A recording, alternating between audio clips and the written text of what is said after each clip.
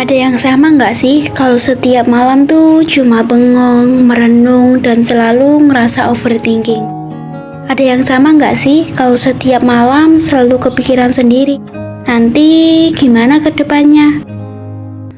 Hai, arah pulang ada di sini. Seneng banget bisa nemenin kalian lagi malam ini. Kamu gimana kabarnya hari ini?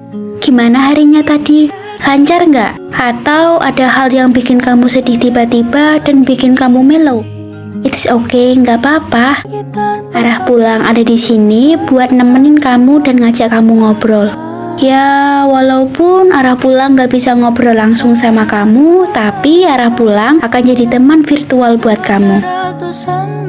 Malam ini arah pulang akan mengambil topik teruntuk kamu yang kesepian.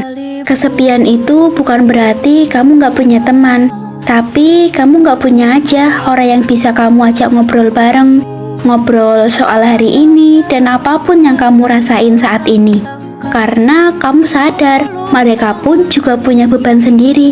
Kamu nggak mau nambahin beban mereka. Entah kenapa semakin malam pikirannya kok semakin rumit ya. Isi kepala rasanya berisik banget. Mikirin apa yang harus dilakukan ke depannya. Gua berhasil gak ya? Kalau gua ngecewain mereka lagi gimana? Pertanyaan itu seakan terngiang-ngiang di kepala kita. Entah kenapa setiap malam tuh cuma bengong, ngeliatin sudut kamar, ngeliatin tembok, dan cuma merenung doang. Gue kenapa ya? Gue kenapa gak seceria dulu? Gue kenapa jadi orang yang kayak gini sekarang? Kenapa semakin kesini hidup ini kok terasa semakin sunyi? Kayak apa-apa itu kita harus ngerasain sendiri, harus mendem semuanya sendiri. Kenapa ya? Tiap malam tuh pasti selalu kepikiran hal itu. Kenapa ya? Pasti tiap malam tuh ada aja yang dipikirin dan buat malam kita tuh nggak tenang. Mau cerita ke siapapun kita takut dan nggak bisa diungkapin lewat kata-kata. Dan pada akhirnya kita milih buat mendem semuanya sendiri.